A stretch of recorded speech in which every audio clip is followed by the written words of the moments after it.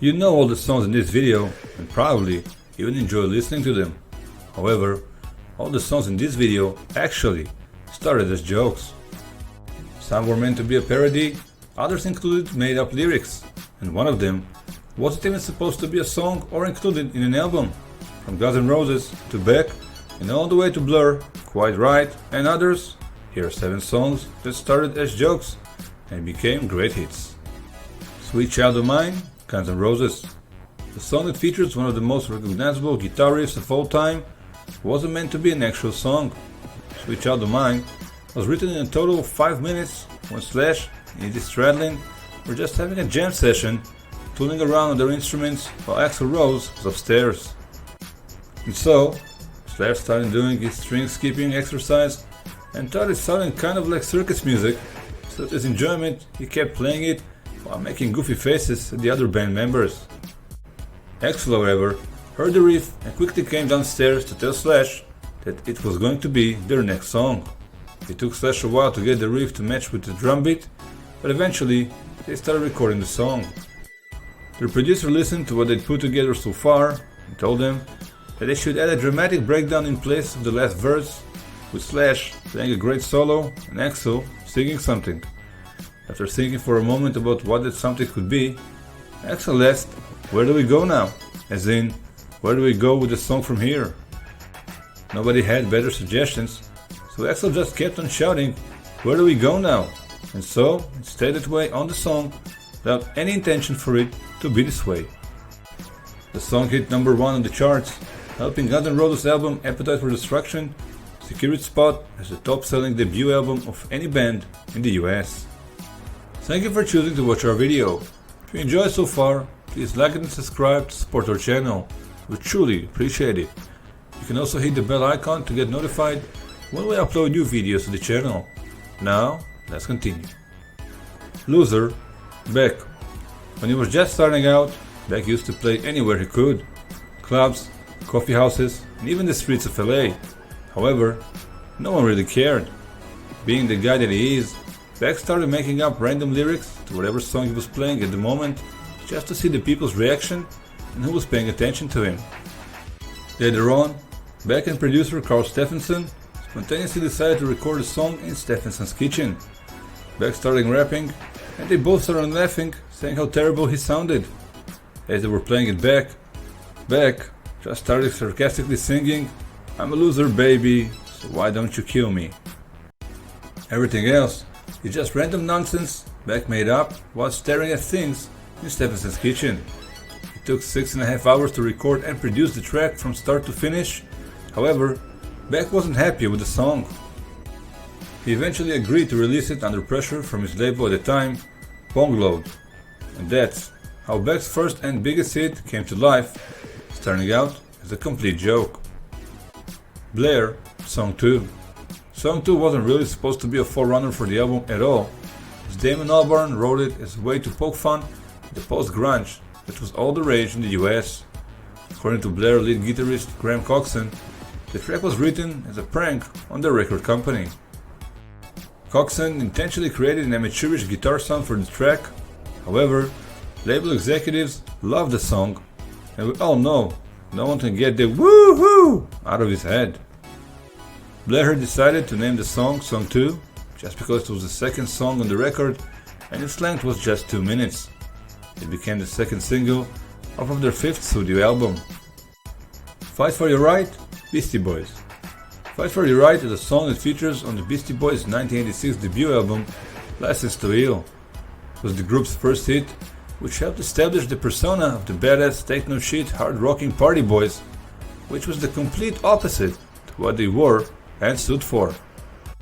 As a matter of fact, the Beasties hated the whole rocker scene and felt that it was populated by obnoxious, testosterone-laden douchebags. The Beastie Boys actually meant to make fun of mindless party anthems like smoking in the boys' room, so they wrote the lyrics to Fight for Your Right as an in-joke before going on tour. Rick Rubin, the producer of the group, added some drums and a blaring guitar riff and released the track, which meant to be a joke but eventually became a huge hit.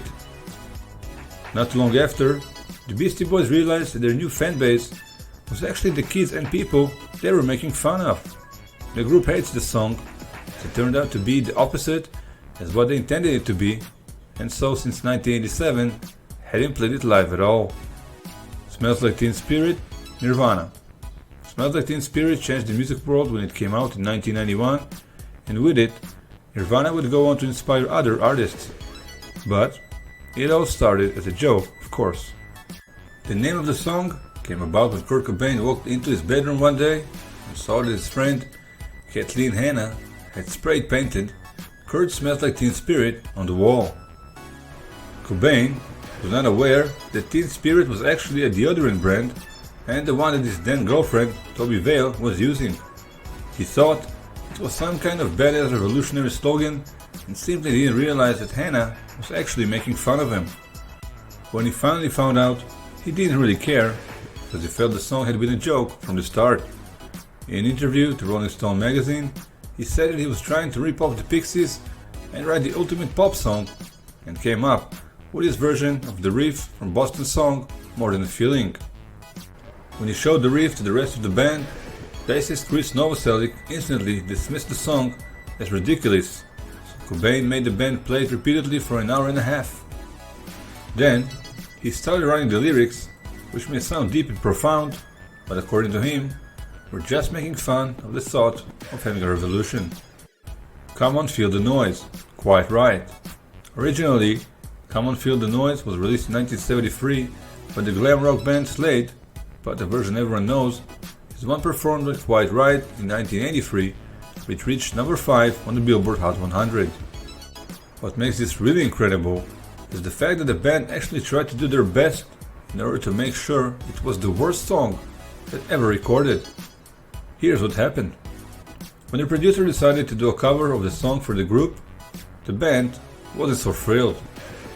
Lead singer Kevin DuBrow hated the song outright, to the point where he and drummer Frankie Banali conspired to sabotage the recording and make it so bad that it would be impossible to release it. The band didn't rehearse the song at all and let their production engineer on their plans to make the song extremely crappy. When the time came, he only hit the record button for giggles.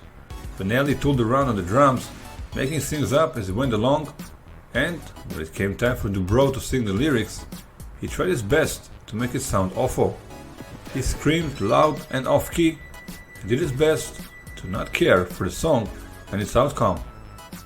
The end result were DuBrow's vocals sounding like raw, hard rock awesomeness to everyone else, especially once backing vocals were added to smooth things out a bit, and the track went on to become a massive success.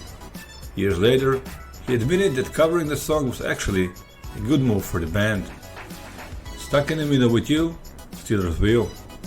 Stuck in the Middle with You, which you probably recognize also from the Tarantino's movie Reservoir Dogs, was written and recorded by the band Steelers Wheel as a joke, tried to make fun of Bob Dylan. The song was written as a parody of Bob Dylan's more paranoid, drug-induced ramblings. The great line from the song, "Clowns to the left of me, jokers to the right," is a joke on how Dylan would often generalize a group of people by cleverly referring them to as clowns or jokers.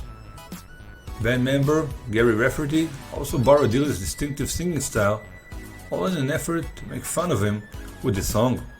Rafferty couldn't believe it when the song that was a complete joke peaked at number 6 on the US Billboard Hot 100 in 1973. Thank you for watching. Which of these songs do you like the most? Let us know in the comments. Reminding you to like our video if you enjoyed it and subscribe to support our channel. We truly appreciate it. Also, hit the bell icon and get notified when we upload new videos to the channel.